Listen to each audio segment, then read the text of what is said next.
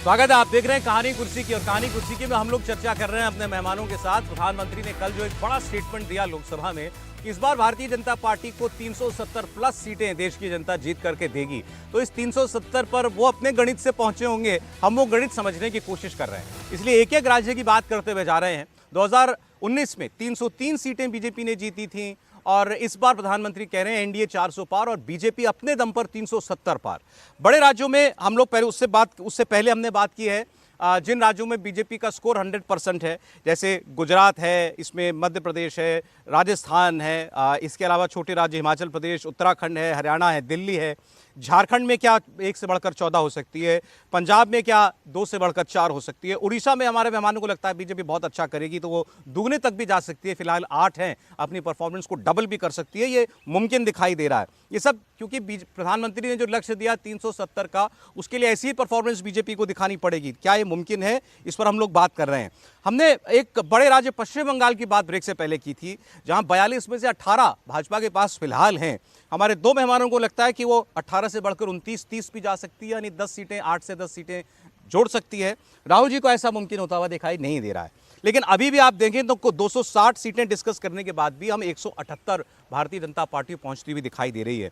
बाकी ये 200 सीटें वो किन राज्यों से आ सकती हैं, इस पर हम बड़े राज्य 80 वाला यूपी और 40 वाला बिहार, 100 सीटें तो यही हो गई, इनकी अब आगे बात करने जा रहे हैं। लेकिन उससे पहले एक इंटरेस्टिंग रिएक्शन मैं आपको दिखाना चाहता हूं इस 370 के लक्ष्य पर। अधीर रंजन चौधरी ने जो कहा, अधीर रंजन चौधरी कह रहे हैं कि प्रधानमंत्री ने कहा हम 370 सीटें जीतेंगे, तो हमें तो पहले ही लगता था कि ईवीएम में कोई झोल है, ईवीएम में कोई खेल है।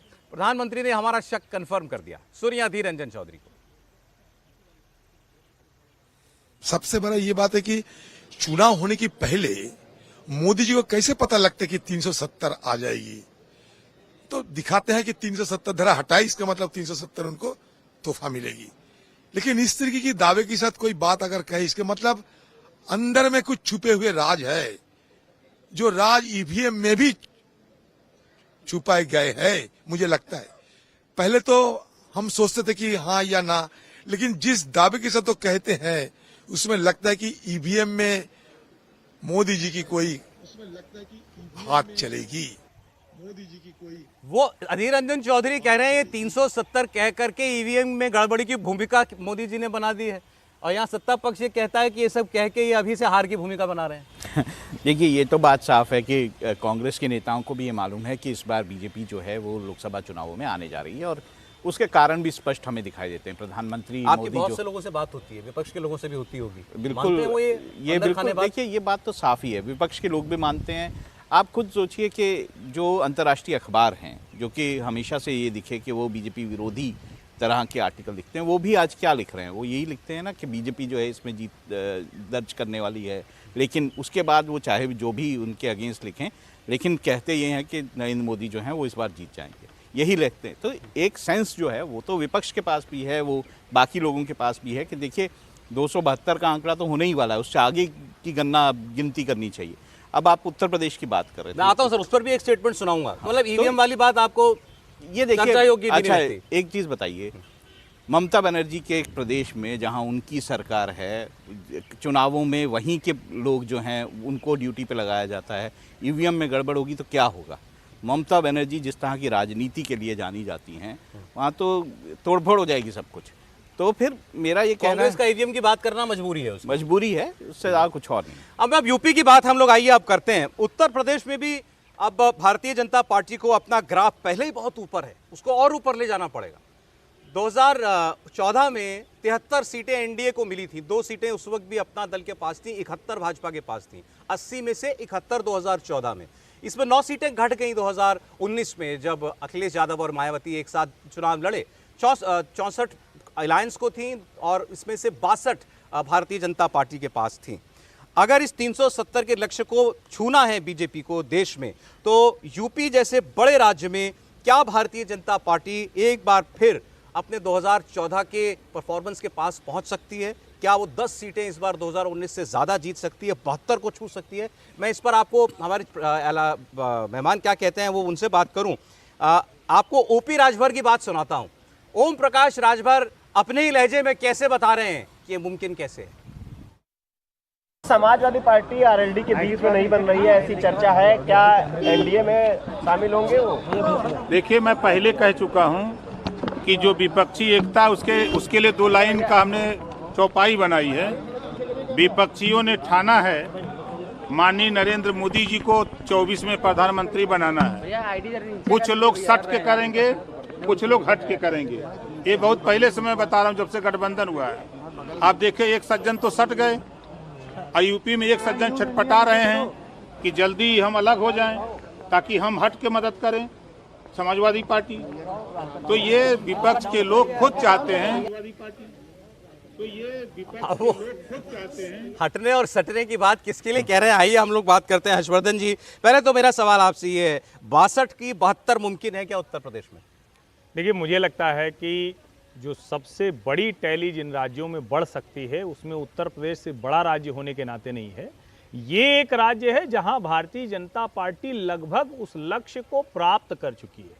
आप जब उड़ीसा की बात करते हैं, बंगाल की बात करते हैं, महाराष्ट्र की बात करते हैं, दूसरे राज्यों, तो वहां आपको बताना है कि ये हो सकता है। लेकिन उत्तर प्रदेश में क्या है, वो हुआ है, उसको सिर्फ आगे बढ़ाना है। 2014 में 71+2, और मैं बार बार कहता हूं कि भारतीय जनता पार्टी 72+8 के मॉडल पर उत्तर प्रदेश में काम कर रही, यानी 72 सीट्स वो जीते। 8 सीटों में जैसे 2 अपना दल को दिया, मुझे लगता है करीब करीब 2 सीटें राजभर जी को भी जाएंगी, और उसके अलावा जो बची हुई 4 सीटें हैं वो जयंत चौधरी और इस तरह के लोगों के लिए उन्होंने छोड़ रखी। मेरा ये मानना है कि लगभग सारी सीटें, यानी अगर हम पूरी गणित के लिहाज से कहें तो 64 में 16 सीटें बढ़ती हैं, जो 10 बसपा, 5 समाजवादी पार्टी और 1 कांग्रेस की थी, तो 10 से 16 सीटें भारतीय जनता पार्टी यहां बढ़ा सकती है। जाहिर है अपने सहयोगियों के साथ, उसमें उसका हिस्सा 10 से 12% सीटें प्लस का हो सकता है। मैंने तो आपसे कहा था 62 की 72 हो सकती है क्या? तो आपके गणित में तो निश्चित तौर पर 72 या 74 हो सकती हैं, क्योंकि अगर वो 6 सीटों पर लड़ाएगी तो 74 सीटों पर उसकी दावेदारी एकदम पूरी तरह से मजबूत दिखती है। 3-4 सीटें जयंत चौधरी के लिए, 3-4 सीटें नहीं, मैंने कहा कि 2-2-4 सीटें, यानी अपना दल और राजभर जी के लिए 4 सीटें फिक्स हैं। जयंत चौधरी और उनके जैसे कुछ और लोगों के लिए हो सकता है कि 1-1 सीटें कुछ और लोगों के लिए भी भारतीय जनता पार्टी जीते, क्योंकि उसको लगता है कि इस बार 80 की 80 सीटें उत्तर प्रदेश की जीतनी है, उसके लिए उस रणनीति पर वो काम कर रहे हैं। नहीं, जयंत चौधरी आपको फिलहाल आप अलग ही मान रहे हैं ना? नहीं, मुझे लगता है कि आज नहीं तो कल जयंत चौधरी 2 सीटों के साथ इधर आ सकते हैं। अगर राज्यसभा में उनकी गुंजाइश नहीं बनी, जो अभी 10 सीटों का होना है, जो 3 सीटें समाजवादी पार्टी के खाते में जा सकती हैं, तो निश्चित तौर पर जयंत चौधरी का रुख आखिर में इधर ही आएगा, क्योंकि उधर उनको पता है 7 लड़के भी कितनी जीत पाएंगे। यहां अगर 2 मिलेगी तो दोनों के जीतने की गारंटी पक्की होगी। मैं यही कहने जा रहा था, अखिलेश यादव तो अपना अलायंस डिक्लेयर कर चुके हैं, उनके साथ तस्वीर भी जारी कर चुके हैं जयंत चौधरी के साथ। 7 सीटें उन्होंने छोड़ी हैं। आप कह रहे हैं भाजपा के साथ अगर 2 भी मिलेंगी तो खुशी खुशी आएंगे, क्योंकि वो जिसको कहते हैं ना श्योर शॉट है, वो निशाना पक्का लगने वाला है, 100% सफलता की गारंटी है। उधर सफलता की गारंटी नहीं, क्योंकि अखिलेश जी, और मुझे तो याद है, मैं तो बहुत ध्यान से वो सुन रहा था जब इंडिया टीवी की कॉन्क्लेव में आपने पूछा, तो अखिलेश जी ने कहा कांग्रेस को लेकर कि भाई ये लोग गठजोड़ कर रहे हैं, भारतीय जनता पार्टी 50%, और उन्होंने कहा कि 60-62% तक वोट हासिल कर रही है, यहां ये लोग ये काम नहीं कर रहे हैं। तो मुझे लगता है वो सच्चाई खुद अखिलेश जी को भी बहुत अच्छे से पता है, तो जयंत जी को नहीं पता होगी, हम कैसे मान लें। आज ही मैंने पढ़ा कि जयंत चौधरी मुजफ्फरनगर की सीट को लेकर थोड़े नाराज हैं समाजवादी पार्टी से। पिछली बार आरएलडी का कैंडिडेट वहां हारा था, बड़े कम मार्जिन से हारा था बीजेपी से, लेकिन ये सीट इस बार सपा अपने पास रखना चाहती है। देखिए, 2014 के चुनाव में 3 सीटें आरएलडी को दी गई थी, एक बागपत दी गई थी, एक मथुरा दी गई थी और एक मुजफ्फरनगर दी गई थी। तीनों सीटें आरएलडी हार गई थी। इस बार अखिलेश यादव ने कहा तो है कि 60 सीटें दिए, लेकिन वो 7 सीटें कौन से आधिकारिक रूप से अभी अखिलेश यादव ने घोषणा नहीं करी है। जैसे कांग्रेस को 11 सीटें दी है, लेकिन 11 सीटें कौन सी है उसकी घोषणा नहीं की है। मुझे लग रहा है इस बार आरएलडी चाह रही होगी कि उसको 3 से ज़्यादा 5 सीटें मिले। मुझे लगता है उत्तर प्रदेश में इस बार भारतीय जनता पार्टी एक बेहतर प्रदर्शन करने वाली है। 2014 में 14 की 14 पश्चिम उत्तर प्रदेश से भारतीय जनता पार्टी जीती थी। 2019 में 7 सीटें उत्तर प्रदेश में हार गई थी। इस बार मुझे लग रहा है कि जो जाटों का नुकसान भारतीय जनता पार्टी को 2019 में हुआ था, वह जाट भारतीय जनता पार्टी के साथ फिर वापस आ रहे हैं, और इस बार भारतीय जनता पार्टी पश्चिमी उत्तर प्रदेश की 14 की 14 सीटें जीतेगी, जिसके कारण भारतीय जनता पार्टी इस बार 8 से 10 सीटें अपनी जो टैली बढ़ाना चाहती है, उसमें पश्चिमी उत्तर प्रदेश एक बड़ी भूमिका निभाएगा, जहां पिछली बार भारतीय जनता पार्टी 7 सीटें हारी थी। तो मुझे लग रहा है कि भारतीय जनता पार्टी के पास जो 10 सीटें बढ़ाने की गुंजाइश है, वो पश्चिमी उत्तर प्रदेश एक बड़ी भूमिका निभाएगा, और भारतीय जनता पार्टी इस बार 75 सीटें जीतने की स्थिति के अंदर उत्तर प्रदेश के अंदर। तो 10 तो बहुत मुमकिन है, अगर आप 75 बिल्कुल। 10 तो बहुत मुमकिन है। राहुल जी, देखिए, मुझे लगता है बीजेपी बहुत पहले से इस पे काम कर रही है और लगभग 74 सीटें ऐसी हैं जिस पे बीजेपी लगभग ये भी तय कर चुकी है कि किनको खड़ा करना है और किन लोगों को अपने साथियों को देना है। 6 सीटें ऐसी है जिसको लेकर बात ये हो रही है कि वो प्रधानमंत्री को छोड़ा गया, जिसमें मथुरा की सीट है, जिसमें बरेली की सीट है, जिसमें सुल्तानपुर की सीट है, जिसमें पीलीभीत की सीट है और गाज़ियाबाद की सीट है। इस तरह की सीटें हैं, कानपुर की भी सीट उसमें मानी जा रही है। ये सीटें ऐसी हैं जिस पर उनको लगता है कि बीजेपी के, क्योंकि ये भी बात सामने आई है कि बीजेपी जो है वो लगभग 40% अपने जो सांसद हैं वहाँ पे बदलने जा रही है। तो ऐसे में ये साफ है कि इन सीटों को लेकर बीजेपी को लगता है कि वहाँ पे उनको हो सकता है दिक्कत हो, क्योंकि जैसे हेमा मालिनी 74 साल की हो गई, इस तरह से अलग अलग जो बात हो रही है। तो इस सीटों को लेकर अब प्रधानमंत्री फैसला करेंगे कि किन लोगों को 10 बढ़ाना मुमकिन है। लेकिन मुझे ये लगता है कि 10 और इसमें और भी बिल्कुल मुमकिन है। इस कारण से भी मुमकिन है कि पिछली बार समाजवादी पार्टी और बीएसपी एक साथ लड़े थे और वो ताकत जो है इस बार जो विपक्षी गठबंधन है उसमें बिल्कुल नहीं है। वैसे ही कांग्रेस का जनाधार वहाँ पे बहुत कम है। दूसरी ओर में अगर समाजवादी पार्टी और समाजवादी पार्टी और कांग्रेस एक साथ लड़ते हैं तो ऐसे में कांग्रेस कोई ऐड ऑन नहीं करेगी। अच्छा, प्रधानमंत्री ने कल कहा कि इस बार विपक्ष चुनाव लड़ने का हौसला भी नहीं जुटा पा रहा है, तो बहुत से लोगों ने उनके उस बयान को सोनिया गांधी से जोड़ा। उनको कि शायद सोनिया, चर्चाएं चल रही हैं कि सोनिया गांधी चाहे लोकसभा ना लड़े, रायबरेली से राज्यसभा के जरिए वो लड़ना चाहें, या फिर साउथ के किसी राज्य में चली जाए। उनको तेलंगाना के मुख्यमंत्री ने खम्मम से लड़ने का ऑफर वो कहा है कि आप वहाँ से लड़िए। देखिए, ये तो सोनिया गांधी पे उन पे डिपेंड करेगा कि वो लड़ना चाहती हैं कि नहीं लड़ना चाहती, पर ये बात तो खबरें साफ है कि ये माना जाता है कि उनकी सेहत बहुत अच्छी नहीं है, तो हो सकता है ऐसा हो। लेकिन मुझे लगता है कि ऐसा नहीं होगा। अगर कांग्रेस जो है चुनाव लड़ेगी तो वो कोशिश करेगी कि उनके जो ज़्यादातर प्रोमिनेंट फेसेस हैं वो इस चुनाव मैदान में। अमेठी रायबरेली बरेली, आप अभी अगर आपको कहा जाए कि किस पर दाव लगाएंगे अगर आप लगाते तो? मुझे लगता है अमेठी तो पहले से ही डाइसी जो है वो हो चुका है। रायबरेली ज़रूर ऐसा है जिसपे जो है कांग्रेस जो है एक बड़ा कैंडिडेट, एक बड़ा फेस जो है वो खड़ा करेगी। अब वो सोनिया गांधी हो या उनसे जुड़े परिवार से कोई हो या बाकी हो, तो ये रहेगा। अमेठी में जो हुआ 19 में, वो रायबरेली में भी मुमकिन है क्या? और फिर मैं दोनों बाकी जो 2 गांधी रह गए उनकी भी बात कर लूंगा, इधर वाले। नहीं, मुझे लगता है कि शायद ये आहट, ये आशंका जिसको कहते हैं ना कि मन में जो घबराहट होने लगी है वो कांग्रेस में होने लगी है। वो ठीक उसी तरह की चीज़ है जैसे वायनाड जाने का जब निर्णय लिया गया तो बाकायदा प्रस्ताव पारित कराया गया, उसको कोई वजह नहीं थी। अमेठी से आप लगातार जीत रहे थे, चाहे जो स्थिति, और जरा अगर आप ध्यान से देखें तो 2014 में तो भारतीय जनता पार्टी जब 71 + 2 73 जीत चुकी थी, तब भी दोनों जो गांधी परिवार के बड़े दुर्ग थे वो दोनों सुरक्षित थे। उसके बावजूद राहुल गांधी के लिए प्रस्ताव पारित कराया जाता है, वो वायनाड लड़ने चले जाते हैं, तब तक तो कोई वो हारे नहीं थे। अब जिस तरह से सोनिया गांधी जी के अलग अलग जगह जाने की चर्चा आ रही है, जिस तरह से रेवंत रेड्डी कह रहे हैं कि आप हमारे यहाँ चले आइए, उससे ये आशंका बलवती होती है कि रायबरेली में मुश्किल है। और देखिए, रायबरेली से बमुश्किल करीब 100-125 किलोमीटर अयोध्या धाम जी पड़ते हैं, और मुझे नहीं लगता कि जब देश दुनिया भर में ये स्थिति है, हर दूसरे दिन वहाँ से अब करीब 12 जगहों पर सीधी फ्लाइट हो गई है। मतलब अयोध्या धाम से वहाँ से उड़ के 12 जगहों से सीधे आप उड़ के पहुँच सकते हैं। तो जब हजारों किलोमीटर की दूरी पर वो प्रभाव पड़ रहा है, जब वो कलकत्ता में पड़ता हुआ दिखता है, तो यहाँ पर 100-125 किलोमीटर की दूरी में जो अवध का ही इलाका है, जो राजा रामचंद्र का ही इलाका है, वहाँ नहीं पड़ेगा उसका प्रभाव। मैं तो नहीं मानता हूँ। आपसे मैंने जिक्र कर ही दिया, तो बता दीजिए जरा, बीजेपी वाले जो 2 गांधी हैं उनका क्या होने जा रहा है इस बार? देखिए, मुझे लगता है कि शायद ये पूरी तरह से गांधी परिवार से जो निकल कर आए थे उनसे भी मुक्ति का वर्ष होगा 2024। हालांकि कुछ लोग हैं जो बीच में एक कड़ी हैं, कोशिश कर रहे हैं, वो भारतीय जनता पार्टी के बड़े नेताओं में शामिल हैं, वो एक समय में उनके बहुत पक्षधर लोग थे, लेकिन स्थिति बनती दिख नहीं रही है क्योंकि कम्युनिकेशन गैप बहुत बड़ा हो गया है। मेनका गांधी और बहुत अधिक, वरुण गांधी, मेनका गांधी और वरुण गांधी सुल्तानपुर और पीलीभीत। ठीक, अब यूपी में तो देखिए सीधा सीधा राम मंदिर का प्रभाव तो पूरे देश में हम महसूस कर रहे हैं, और यूपी में तो ज़बरदस्त उसका इफेक्ट देखने को हमको मिल ही रहा है। आज यूसीसी की भी थोड़ी बात हमको करनी चाहिए। उत्तराखंड की विधानसभा में यूसीसी पेश हो चुका है, जय श्री राम के नारे लग रहे थे विधानसभा के अंदर। समीर जी, बिल्कुल, और मुझे लग रहा है कि अब उत्तराखंड में जब ये पास हो गया और लागू हो जाएगा तो मुझे लगता है अन्य राज्यों के अंदर भी ये लागू होना शुरू हो जाएगा और पूरे देश के अंदर लागू होने की मांग होगी। उत्तराखंड ये पहला राज्य बन गया जो स्वतंत्रता के बाद जिसने यूनिफॉर्म सिविल कोड पास किया। गोवा में लागू है लेकिन वो आज़ादी के पहले से लागू था।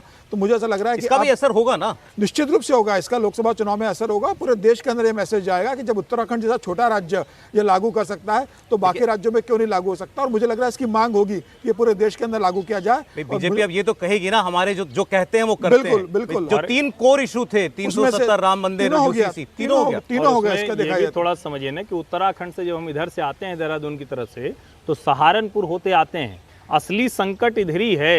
यही वो इलाका कहा जाता है जहां आप कहते हैं ना कि इमरान मसूद वाला इलाका, और जहां लगता है कि यहां तो भारतीय जनता पार्टी जब जीती भी तो 30-40 हज़ार मतों से जीती, तो निश्चित तौर पर उसको लगेगा कि ये वाली जो 15-20 सीटें हैं इस पर उसका प्रभाव आता हुआ दिखे। तो चलिए, बिहार उत्तर प्रदेश में हम सब सारे हमारे मेहमानों का मानना है कि 10 सीटें बीजेपी बढ़ा ले, 2014 वाले नंबर पर पहुंच जाए, बहुत मुमकिन है, उससे ऊपर भी जा सकती है। मैं अब बिहार की बात आपसे करूंगा। आप कहेंगे बिहार में ऐसा क्या है, अब तो जेडीयू फिर इधर आ गई। देखिए समझिए, बिहार में जेडीयू के आने का एक नेगेटिव साइड इफेक्ट बीजेपी के लिए ये है कि वो जेडीयू के उधर रहते ज्यादा सीटों पर चुनाव लड़ती। अब लगभग ऐसा निश्चित ही मानिए कि 2014 वाला फॉर्मूला रहेगा या उससे 2-1 सीटें ज्यादा बीजेपी लड़ लेगी। और वैसे भी वहाँ पे जो पासवान जी की पार्टी है वो बढ़ चुकी है, उसमें किस तरह से डिवीजन होगा वो मांग रहे हैं, पशुपति पारस कहेंगे हमको अलग से चाहिए। उसमें डिवीजन का झगड़ा चल रहा है।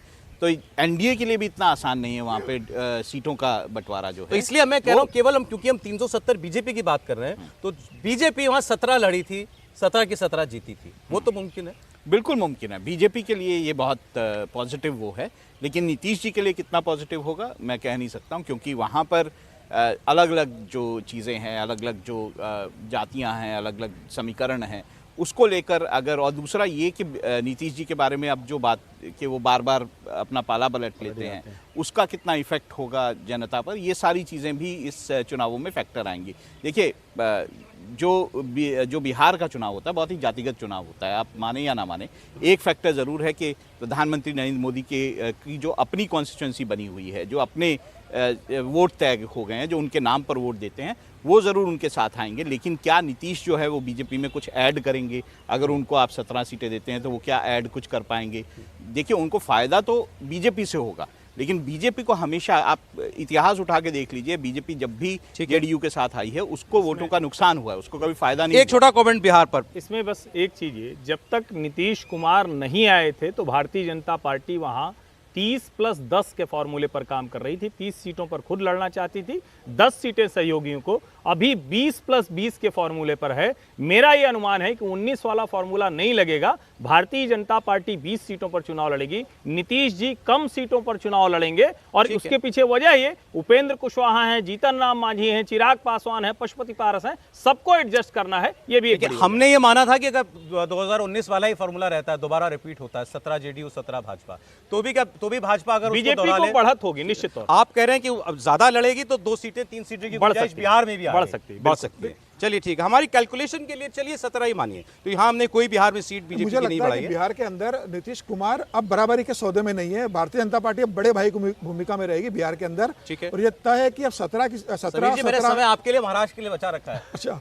जो 17 सीटों का फॉर्मूला था, मुझे लगता है वो बिहार में अब लागू नहीं होगा। बिहार में भारतीय जनता पार्टी मिनिमम 20 सीटों पर इस बार चुनाव लड़ेगी, तय है। चलिए, अब मैं जरा, महाराष्ट्र की चर्चा नहीं हो पाई थी, हमने गिनती में तो जोड़ लिया था। 48 सीटों वाला देश का, यूपी के बाद दूसरा सबसे बड़ा राज्य है लोकसभा का। क्या फॉर्मूला डिस्कस हो रहा है वहां पर फिलहाल? देखिए, मुझे लग रहा है कि भारतीय जनता पार्टी ने जो एकनाथ शिंदे और अजित पवार गुट कह दिया है कि लोकसभा चुनाव तो भारतीय जनता पार्टी लड़ने जा रही है, आपको जो स्पेस दिया जाएगा वो विधानसभा चुनाव में दिया जाएगा, और आपको हमने विधानसभा चुनाव में साथ लिया है। वैसे भी अगर आप 2019 का आप चुनाव देखेंगे तो अजित पवार या शरद पवार की, अगर जिसे पार्टी कहते हैं राष्ट्रवादी कांग्रेस पार्टी, उसे 4 सीटें मिली थी। उसमें से एक सांसद अजित पवार के साथ आए रायगढ़ से सुनील तटकरे, बाकी अभी 3 शरद पवार के साथ है। तो वैसे भी शरद पवार की पार्टी 4 सीटें जीती थी। भारतीय जनता पार्टी का वहाँ संगठन बहुत मजबूत है। मुझे लग रहा है भारतीय जनता पार्टी इस बार वहाँ पर 30 सीटें लड़ने की स्थिति के अंदर है। और भारतीय जनता पार्टी एक बैकग्राउंडर के तौर पर ये जानकारी होनी चाहिए, आप आगे बताएं। 48 में से बीजेपी ने 25 सीटें लड़ी 2019 में, 23 जीती। 23 सीटें उसने दी थी लड़ने के लिए शिवसेना। तो अब आप पहले बात तो आप कह रहे हैं इस बार 25 नहीं, ज्यादा लड़ेगी वो। निश्चित रूप से, क्योंकि एकनाथ शिंदे की इतनी ताकत नहीं है कि वो भारतीय जनता पार्टी को मदद कर सके। भारतीय जनता पार्टी जानती है कि एकनाथ शिंदे को सीट ज़्यादा देने के ऊपर भारतीय जनता पार्टी का वोटर वोट नहीं करेगा और सीटें हारने की संभावना ज़्यादा रहेगी। और ये भी अजित पवार के साथ लागू होगा।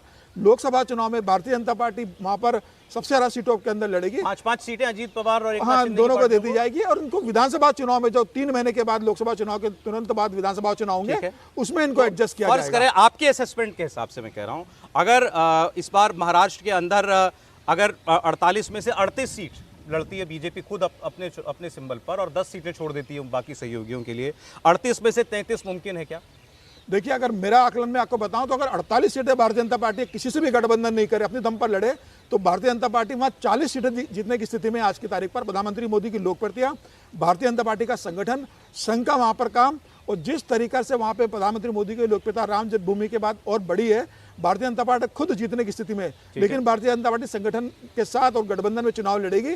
भारतीय जनता पार्टी वहां पर इस बार 30 लोकसभा सीटें जीतने जा रही है। हमने 33 रखा था, आप कह रहे हैं 30 तक तो जाएगी। 30 तो ठीक है। देखिए, मैं इस बात में महाराष्ट्र में एक ही बात कहूँगा कि जिस तरह से वहाँ मराठा आरक्षण को लेकर जो फैसला किया गया, जो कहा गया कि सर्टिफिकेट इशू किए जाएंगे, उसको लेकर बीजेपी का सबसे मजबूत जो धड़ा था, जो उसको वोट करता था, ओबीसी, वो काफ़ी नाराज़गी उसमें दिखाई दे रही है। और ऐसे में अगर ये नाराज़गी बढ़ती है तो बीजेपी की वहाँ मुश्किलें बढ़ेंगी। साथ ही दूसरी ओर शिवसेना टूटी हुई है। अंदर ही अंदर बैलेंसिंग का काम चल रहा है वहाँ, तो उन्हीं के मंत्री जो हैं वो कह रहे हैं वो ओबीसी के साथ खड़े हो गए। हाँ, तो वहाँ पे जो है बेसिकली शिवसेना इस वक्त टूटी हुई है, एनसीपी इस वक्त टूटी हुई है।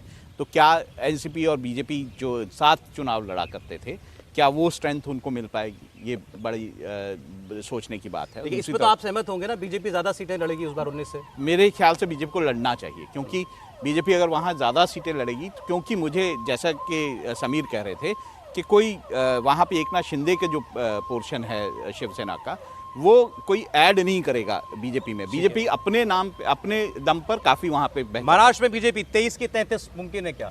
नहीं, मुझे भी लगता है कि 30 के आसपास सीटें रहेंगी। और एक चीज़ जरा कल के ही भाषण से मैं तो कहूँगा एक बार फिर से उसको अगर अवसर लगे तो दिखा देना चाहिए। उन्होंने कहा कि देश में सबसे बड़ा ओबीसी नेता कौन है, वो राहुल जी बार बार पूछते हैं। और चूंकि महाराष्ट्र, उत्तर प्रदेश, बिहार, ये 3 राज्य हैं जहां ओबीसी कार्ड मैटर करता है, जहां पिछड़ी जाति, वैसे तो पूरे देश में है, लेकिन जो पिछड़ी जाति से जुड़े हुए लोग हैं और उनका अलग अलग है, वो सिर्फ यादव या कुर्मी भर नहीं है, उन सभी को लगता है कि हमारा नेता बैठा हुआ है देश के शीर्ष पद पर। वो उनको लगता है कि हमारे बीच से निकलकर एक घांची तेली समाज का एक व्यक्ति, पिछड़ी जाति का एक नेता, वो ऊपर बैठ गया है जो सारा देश चला रहा है। तो मुझे लगता है कि ये जो बार बार कहा जाता है क्या ओबीसी कुछ निकल जाएंगे क्या, और इस सब में ये भी जोड़िए डॉक्टर मोहन यादव मध्य प्रदेश के मुख्यमंत्री बिहार का दौरा कर रहे हैं। वो देश की हर उस कॉन्स्टिट्यूंसी में जाएंगे जहां ओबीसी वोट मैटर करेगा। चलिए, तो इसके साथ हम लोग जिस आंकड़े पर पहुंच गए हैं इस वक्त, वो आंकड़ा आपको दिखाई देगा 406 सीटें कुल, हमने 543 में से जिनकी अभी चर्चा की और गणना की है, और इनमें 2019 में इन्हीं सीटों में से 272 बीजेपी जीत चुकी थी। तो वहां पर उस लिहाज से आप देंगे तो फुल मेजॉरिटी तो इतने भी सीटों में आ गया, 406 सीटों के अंदर। लेकिन कुल सीटों की संख्या बीजेपी की अभी भी 325 पहुंच रही है, 326 पहुंच रही है। बाकी जो राज्य बचे हैं वहां क्या 45 सीटें बीजेपी जीत सकती है? क्या इतनी गुंजाइश है? और इसमें बहुत सारे राज्य ऐसे हैं जहां बीजेपी का स्कोर 0